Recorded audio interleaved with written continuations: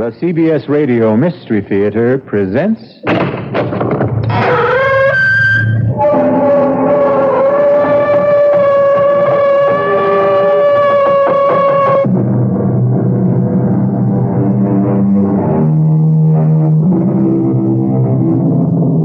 Come in.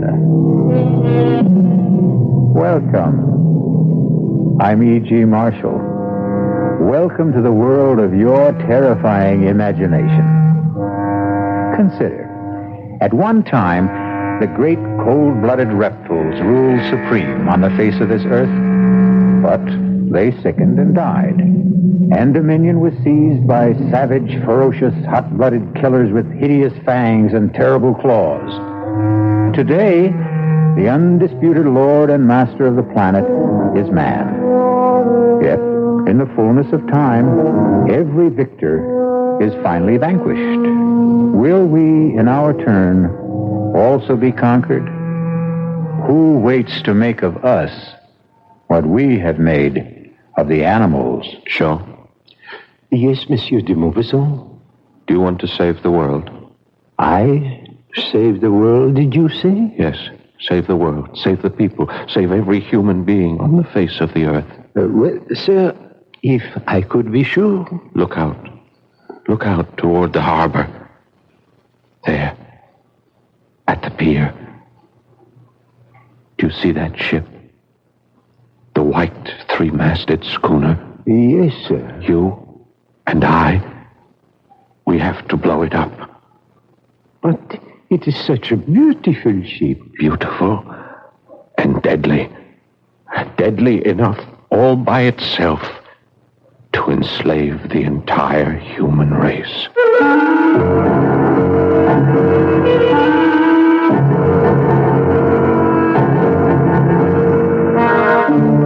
Our mystery drama, The Horla, was especially adapted from a story by Guy de Maupassant for the Mystery Theater by Sam Dan and stars Paul Hecht. It is sponsored in part by the Kellogg Company, makers of Kellogg's Special K cereal. I'll be back shortly with Act One.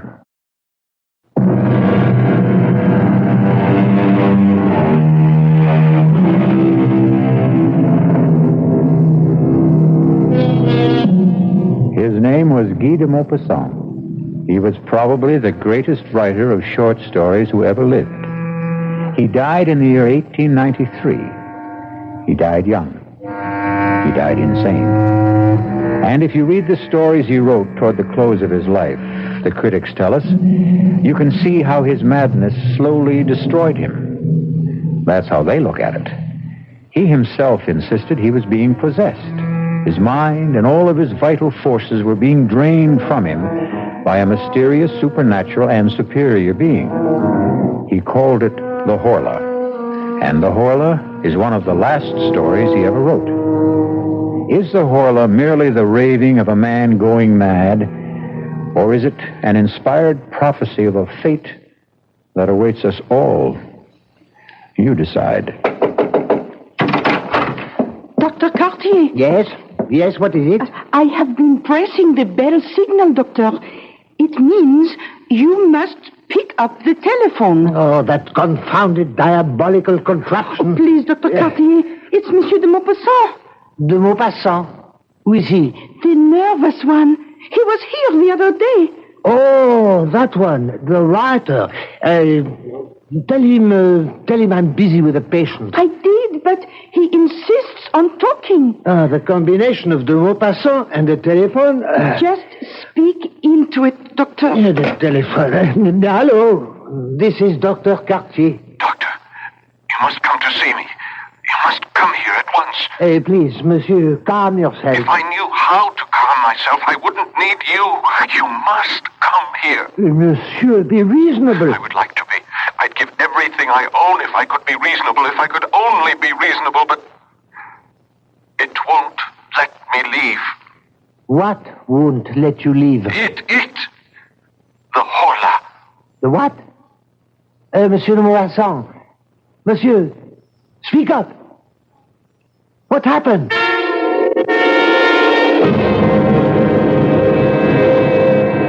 You may may put on your shirt, Monsieur de Maupassant. Ah, lovely place you have here. Breathtaking view of the harbor. What's wrong with me, Doctor? Oh, nothing. Then why do I... You see, that's a handsome ship out there, huh? That sparkling white three-masted schooner. Something must be wrong. Where's she from, I wonder? Oh, Brazil, I think. Doctor, why won't you tell me what's wrong with me? I told you, nothing. You have a mild nervous upset. Your nerves are highly strung, your pulse is rapid, your eyes dilated. And what do you advise? A course of shower baths.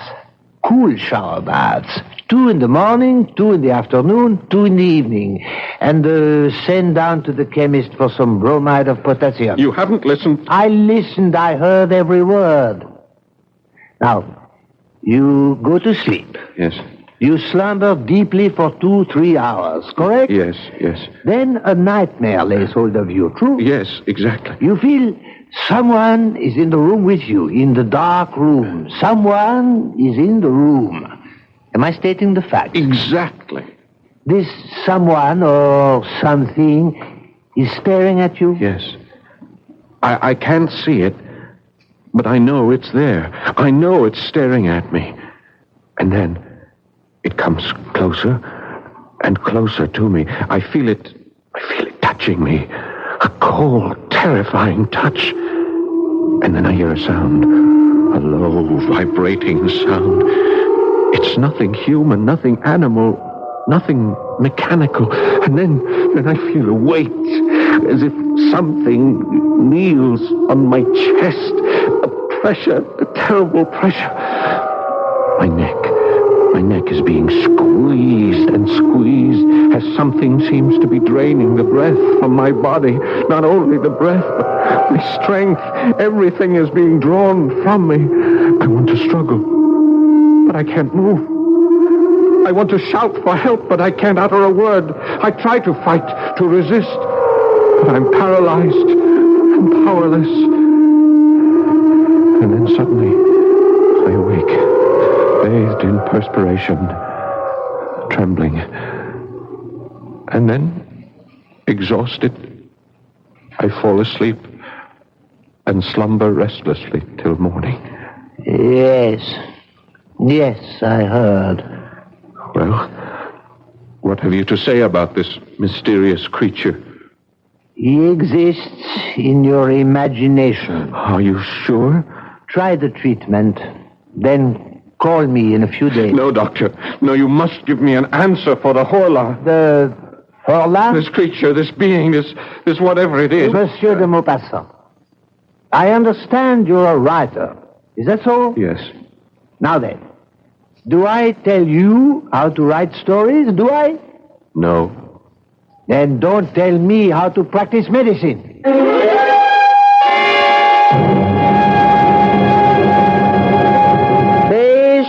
Fresh fish, fresh mullet, mackerel, bass, flounder, fresh and sweet as a faithful wife.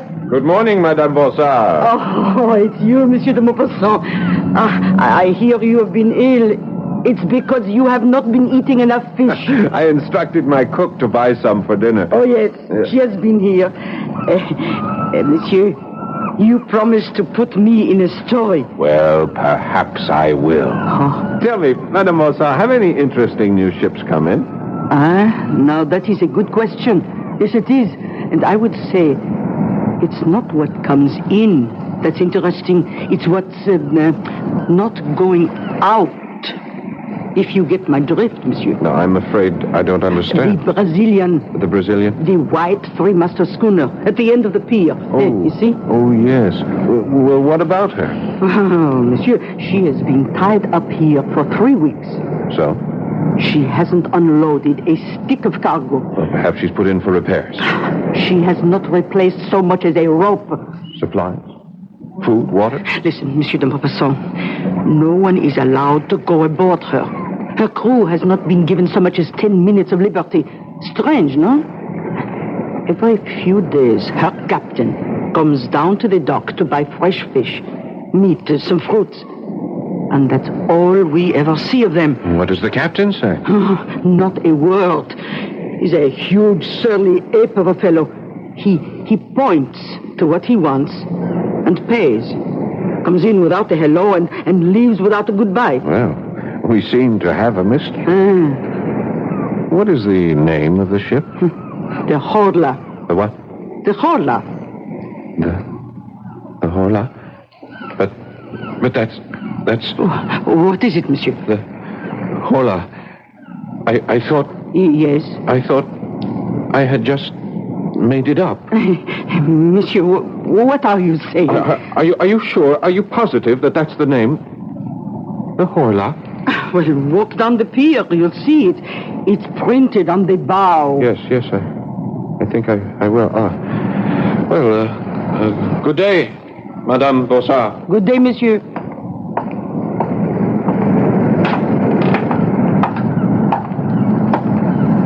The Horla. It's incredible. Ahoy! Ahoy there! Aboard the Horla! Ahoy there! Anyone there? What do you want? You have a beautiful ship there, sailor. Listen, mister. Move on. All the other ships allow visitors. Captain's orders. Well, why... None of your business. Couldn't I ask you something, sailor? No. Your name, the Horla, what does it mean? It doesn't mean anything. How did you come to choose Go on, it? move. You got no business here. This is a public pier. I have as much right to be here as you do. Perhaps more. Now, listen, mister. Please, for your own good, get out of here. Leave as fast as you can. Go away. Go away as far as you can before... Before what? Before the... Aha! No! No! Please! Please! I didn't say anything to him. Well, who are you talking to? No, please. Don't do that to me. No! Sailor, what is it? What is it? No! Sailor!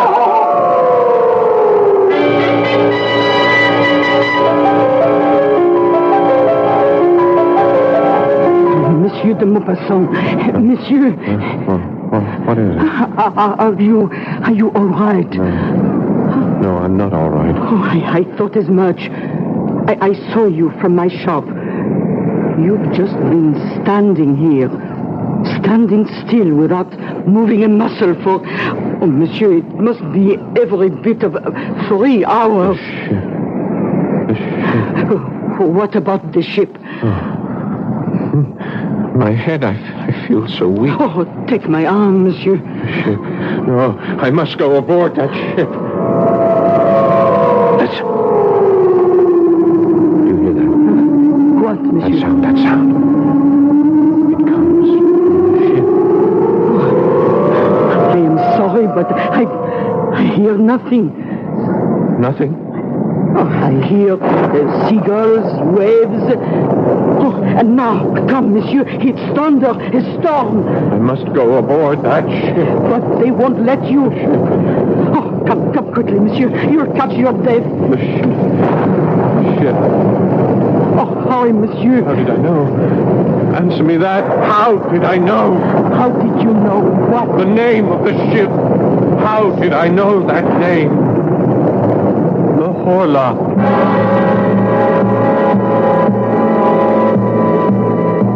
How indeed. And as long as we're asking questions, here's a couple to keep the cauldron boiling. Who, or should we say what, is aboard the Horla?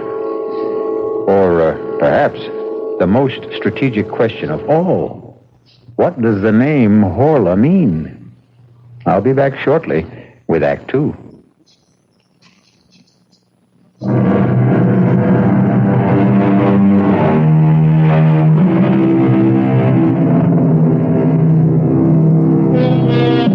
Guy de Maupassant is writing a story about a mysterious force which he calls the Horla, a force that drains the life and strength from his hero.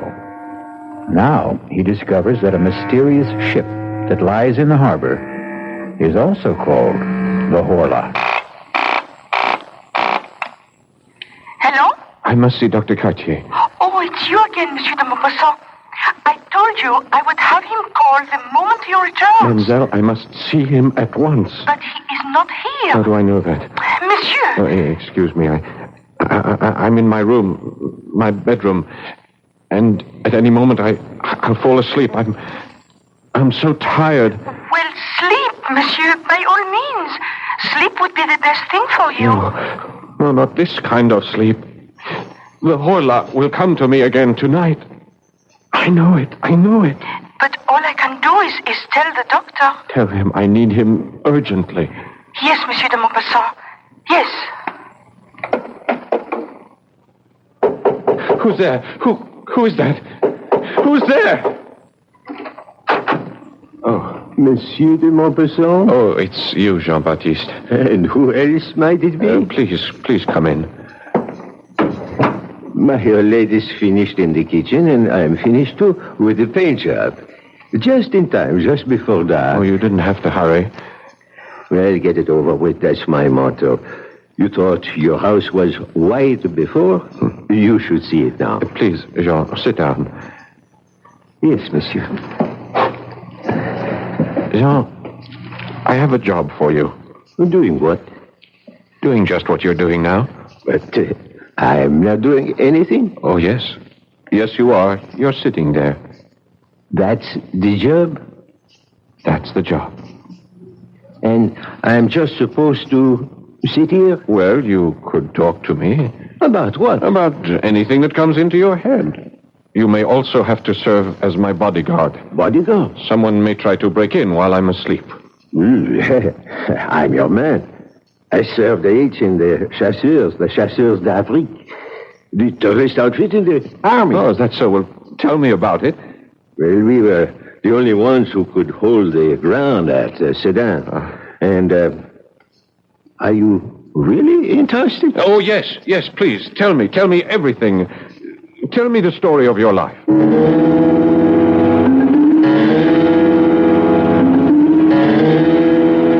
And so we advanced against the Prussian left flank, and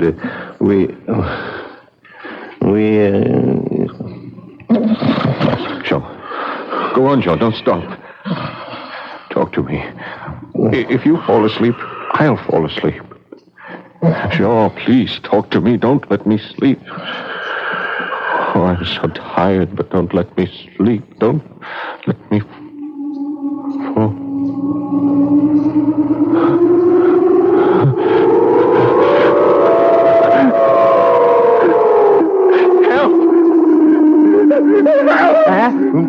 Catch it! Monsieur de... Hold it! What is it? Get it! Wake up! Get it up, please! Kill it! What? Horla! Wake up, monsieur! Please, wake up! I am awake. Can't you see I'm awake? Rest, monsieur. Relax. Where is it? Where did it go? There is nothing here. Somebody was in this. There was no one in here except you and me. It was here. It was. Impossible, monsieur. It's impossible. You didn't hear it? That terrible sound? Monsieur de Maupassant, I heard nothing. I saw nothing. There was nothing. Oh, no. No, you're wrong. It was here. The window, as you can see, is still locked from the inside. The door still barred. From the inside, nothing human could have gotten in or out. Who says it's human? Are you saying that something less than human may be coming in and out of here at night? It may be more than human. In that case, monsieur, I resign from the job. No, Jean. I'll raise the pay. You cannot raise it high enough. There isn't that much money in the whole of the world.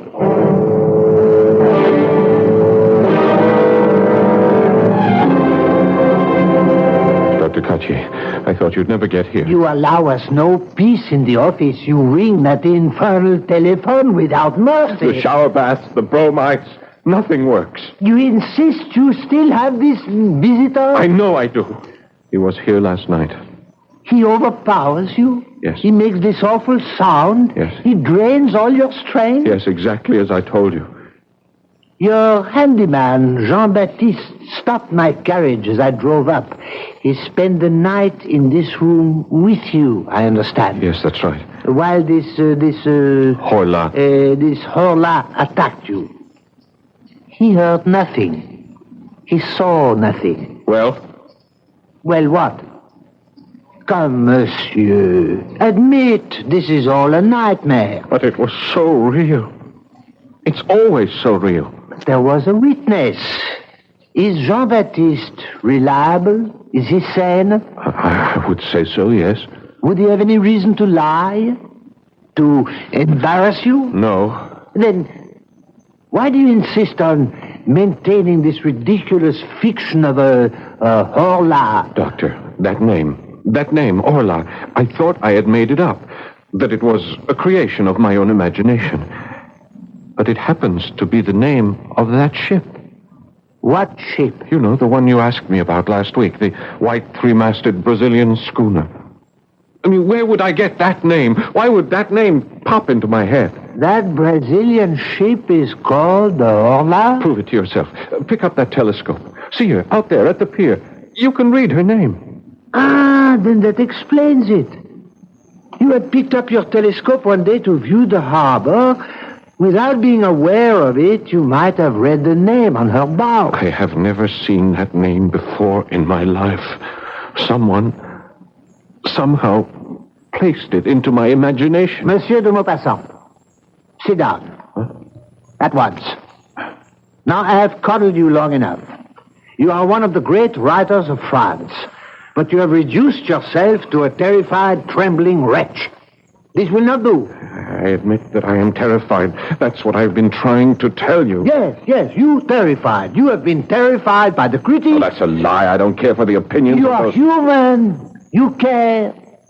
I read what they write. You've lost your touch. Your best work is behind you. I am as good as I ever was. Better. Sometimes genius becomes too heavy a burden to bear. And so you construct this fable in order to have an excuse not to work anymore, not to be judged anymore. That's not true. But the fact is, you're not writing. I am writing. What are you writing? I'm writing a story. A story called The Horla. That's not a story. It's an account of your nightmare. I just don't know what else to do. I do. Sit down at that writing desk. Pick up your pen. Create another Bellamy. Another Pierre and Jean. Another ball of fat. Doctor, it's not that simple. Make it simple. Remember, you're more than a great writer. You're a great French writer.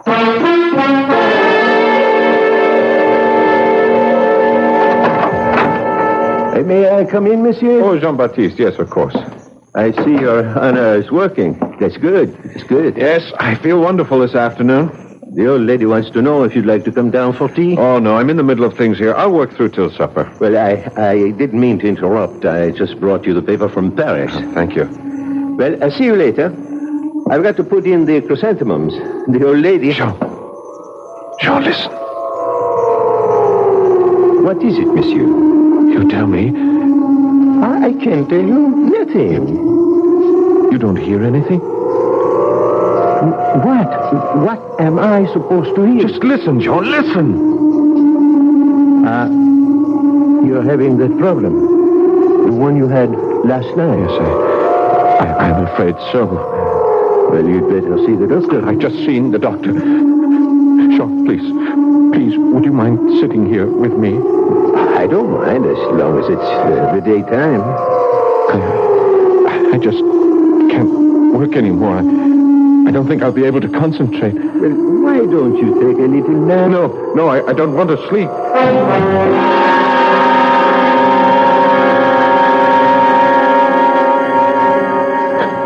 Jean! Huh? Oh, I must have dozed off. Jean, quickly, take this telescope. Go to the window. What for? Down at the pier. At the end of the pier, the three-masted schooner. Did you see her? Yes, I see. Well, don't you see anyone standing on her deck? No, it's empty. All right, now keep looking. Why? Cover the gangplank. Have you got it in focus? Yes, monsieur. Now, if you see anyone at all, leaving that ship, follow him through the telescope and see where he goes, and let me know. You understand? I think so, but why? I don't think you would really want me to tell you. Now, just watch. And watch carefully. Wait, monsieur. Where are you going? I'm going to see Dr. Cartier. But how will I be able to tell you if anybody... Well, just call me on the telephone. The telephone? There's nothing to it. You just pick up the receiver, turn the handle, and ask the operator for Dr. Cartier. See here, de Maupassant. You simply can't barge into my surgery. I can if it's an emergency. I thought we had settled your problem this morning. Look, there is an article in the Paris newspaper, and I want to read it to you. I refuse to listen to anything that's in a Parisian paper. They're all filthy rags. Oh, come on, just listen to this article. I listen to nothing from Paris. It's a sewer of anarchy and atheism. This won't take a minute. Perhaps if you spent less time reading Parisian papers... Doctor, this time you sit down and listen. Now, the date is August the 19th. A curious piece of news comes to us from Rio de Janeiro. That's in Brazil. Yeah, I know that's in Brazil. Madness, an epidemic of madness, like that contagious madness which attacked Europe in the Middle Ages, is now raging in the province of São Paulo. The terrified inhabitants are leaving their houses. They say they're being pursued and possessed. Now, these are not my words, Doctor. I quote from this article. Typical Parisian exaggeration. They only copied the story that arrived on the wire from Brazil. The people are quoted as saying that they are pursued and possessed, dominated as if they were human cattle by invisible, though tangible beings, like so many vampires which feed on their life while they're asleep. Now, what do you say, Doctor? South Americans are basically Spaniards. A highly romantic, unstable people. To continue, if I may, Professor Don Pedro Enriquez and several other medical experts have gone into the province to study this madness. Brazil. Doctor, Brazil. The ship that you noticed in the harbor, she comes from Brazil. What of it? I say she brings this madness here with her. She has been tied up here the better part of a month. No one leaves her, no one visits her. She makes no repairs, she takes on no cargo. Now stop fighting me, think with me. Why is she here? What do you expect me to say? She is here to spread that madness, to capture our souls. Very well. I'll stop fighting you. I'll start to think with you. Assume she is here on the errand you mentioned. Yes. Then why is there no panic in the town, as there was in Brazil? Well, perhaps the conditions aren't the same here. So far, again, for the sake of argument, only you have been attacked. Why? Why you? Perhaps this Horla, perhaps it's selective. Perhaps only I have what it wants. Yes, that could be possible. Or, of course, it could be completely irrational. When I saw that ship sailing up the Seine, I thought she looked so pretty, so white.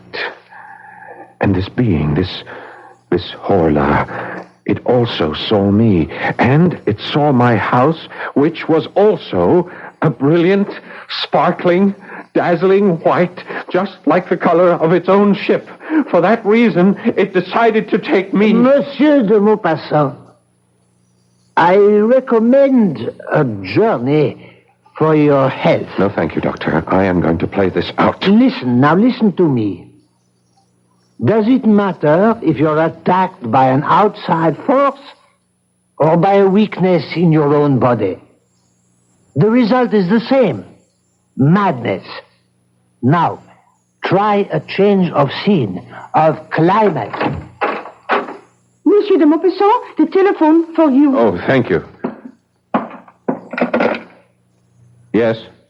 Monsieur, this is Jean-Baptiste. Hello? Yes, Jean.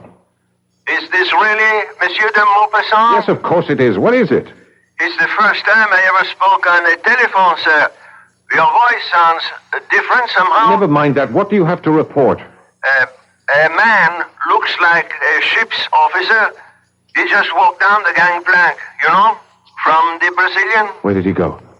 into Madame Bonsard. Well, meet me there. I may need your help. Yes, sir. And bring a weapon.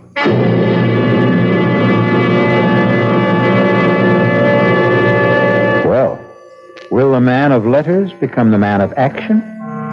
And how ironic it is that the epic struggle for the mind and the soul of not just one man, but perhaps all men, may take place in the small, crowded stall of a provincial fishmonger. I shall return shortly with Act 3.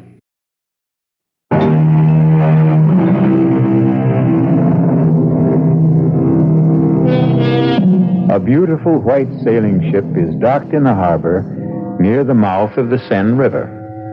And a famous French writer claims she carries aboard her a mysterious force that intends to destroy the world. Only he can't be sure, and neither can we. Is this just a story he is writing, or a nightmare he is living? But fancied or real, a confrontation with the ship's captain awaits us.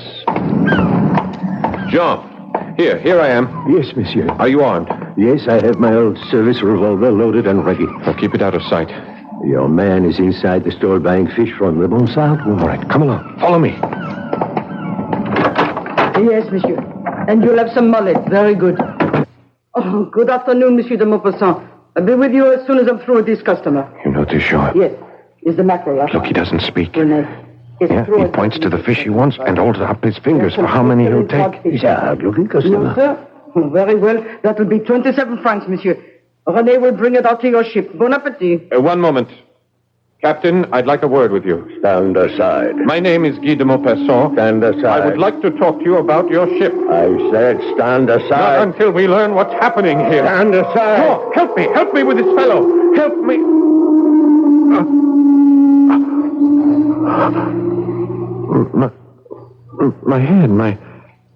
My head. What's the matter, monsieur? René, get Monsieur de Maupassant a glass of wine. Jean, why didn't you help me? Help you to do what, monsieur? To detain that man, to hold him here. But you didn't say anything. I kept waiting. I called on you for help. When? Just now. Madame Bonsard, didn't you hear me? Oh, I didn't hear anything. But you saw me struggle with him. No, monsieur. I asked him to stop. I said I wanted to have a word with him, and then he pushed me away. I tried to hold him. I called on you for help. Oh, no. No. All right, according to you, just what happened here? He finished buying whatever it was. He paid Madame Bonsard. She gave him his change, and he walked out. Madame, is that true? Yes. I was waiting for you to stop him. But as long as you didn't, I feel, well, it's your concern. Yes, Jean-Baptiste. It is my concern. All mine.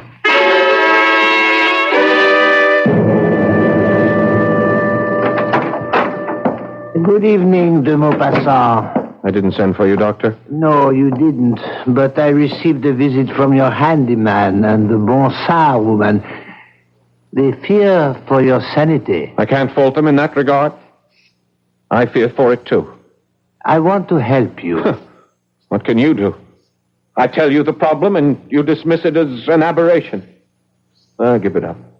Give me up, Doctor. I can't. Surely you've lost a patient or two in your career, Doctor. Oh, yes. Well, then this should be no novelty. Why do you persist? Are you that fond of me? No. Actually, I dislike you heartily. Your ideas, your politics. But I am first a Frenchman and a patriot. Your writing brings honor to our country. You are one of our national resources.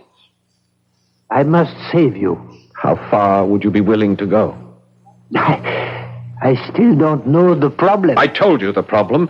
I read you the dispatch from the Paris newspaper. Very well. This force, this thing, this Horla, why does it attack? Why?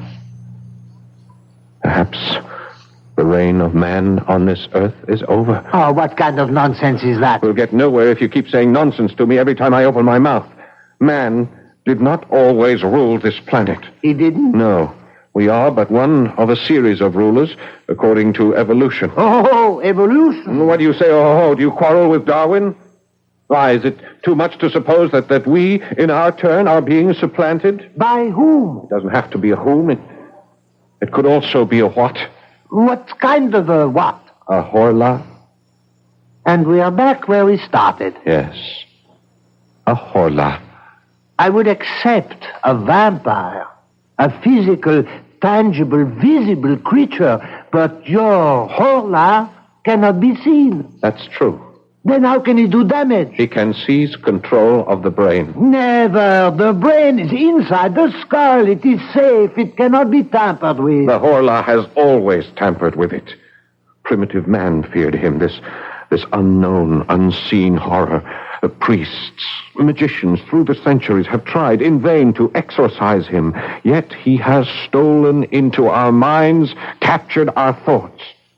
Mesmer, he understood this power. He could even demonstrate it. And Mesmer was a Frenchman. I regret to say he was also a charlatan. The mind, that part of it we don't know. That dynamic, unconscious portion. The part discovered by Freud. Who?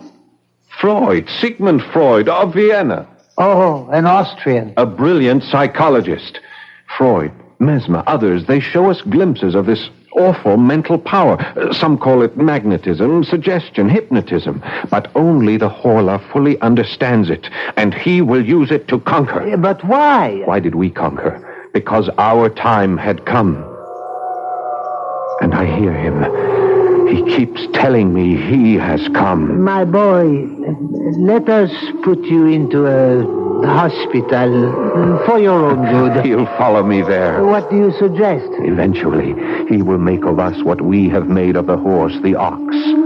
His beast of burden and his food, just by the strength of his will. You need a complete rest, a change of scene. But you know, sometimes an animal turns on its master. Sometimes the slave rebels and kills the oppressor. And I know just the place.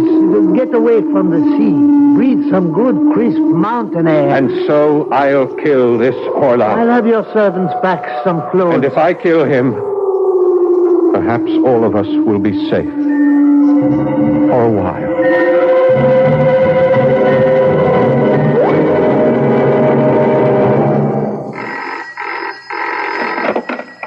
Hello? Hello? Jean-Baptiste here. Hello, this is Dr. Cartier. I called to make sure Monsieur de Maupassant is all right. Oh, he's all right, feeling fine. Ah, is he back for the journey? Yes, we're all set here. You say he's feeling fine. Is he sleeping soundly? No, he's not sleeping at all. He felt so good he went out for a walk. You let him go out? Well, he said he felt so good. Where did he go? I guess he went to the harbor. We have to bring him home. Bring him home at once. Where do you think you're going? I'm coming aboard. What for? I'm delivering a special order of fish to the captain. All right. Go all the way aft.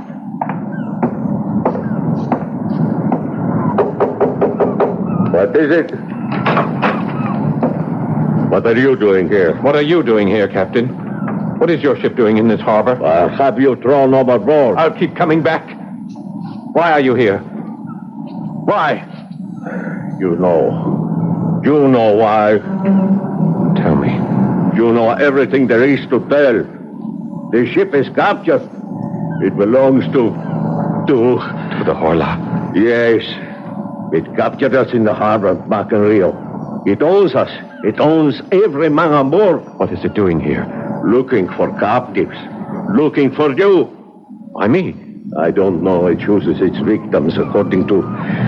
I don't know the reasons. Some are obvious. Us, we have a ship. It wanted a ship.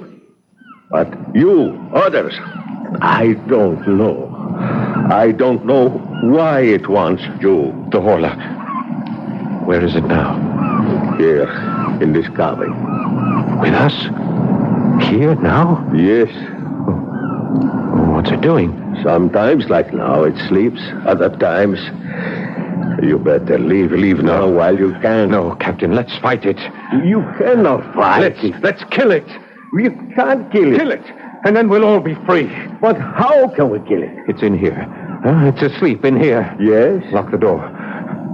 Lock the door and destroy the ship. Destroy the ship? Burn it. I can't burn it. It's my ship. Not anymore. It belongs to the Horla.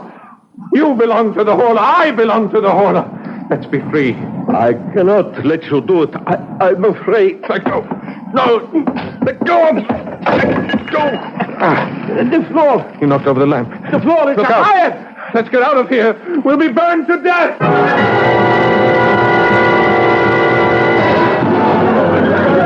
Doctor, look. The ship. It's on fire. Fire. The Moccasin is aboard her. Come on. Hey, Guy. Where are you? Monsieur de Moccasin. Where are you? She's going to blow up. The whole ship is going up.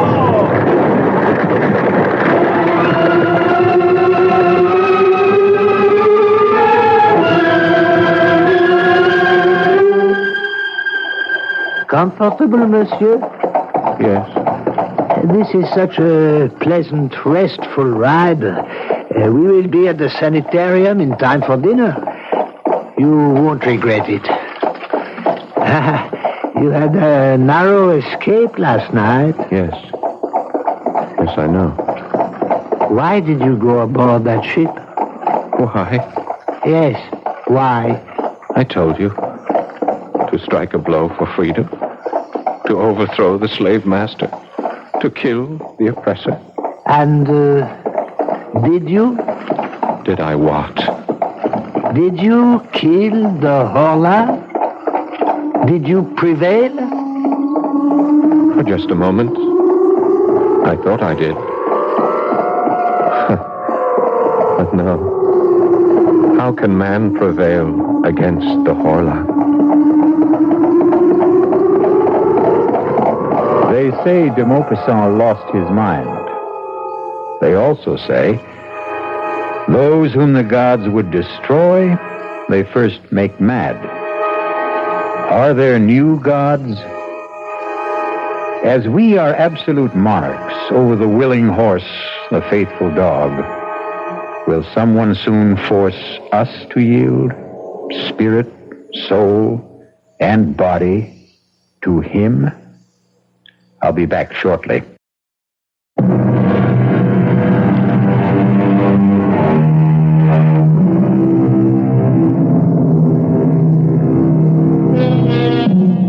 We look down from the top of the evolutionary tree, and we consider ourselves the highest, the noblest, and the best.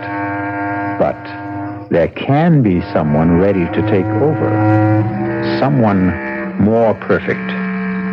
Maybe the only way we can survive is to beat this thing at its own game, improve ourselves, shape up, and also show up regularly for the next adventure in the macabre. Our cast included Paul Hecht, Bryna Rayburn, Robert Dryden, and Dan Ocko. The entire production was under the direction of Hyman Brown. Now, a preview of our next tale.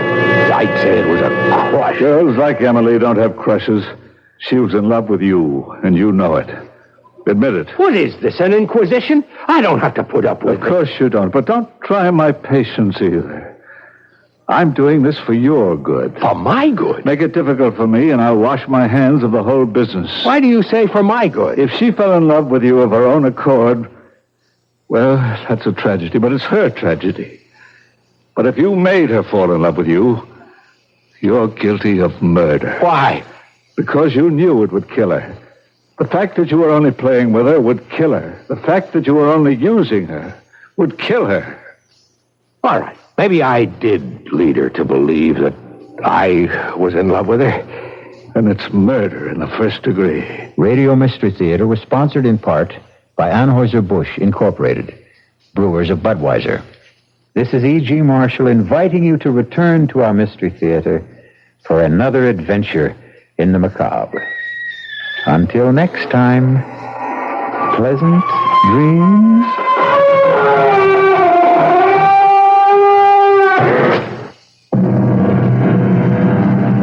WBBM Chicago, News Radio 78. Let's all go to the lobby. Let's all go to the lobby. Let's all go to the lobby to get ourselves a treat.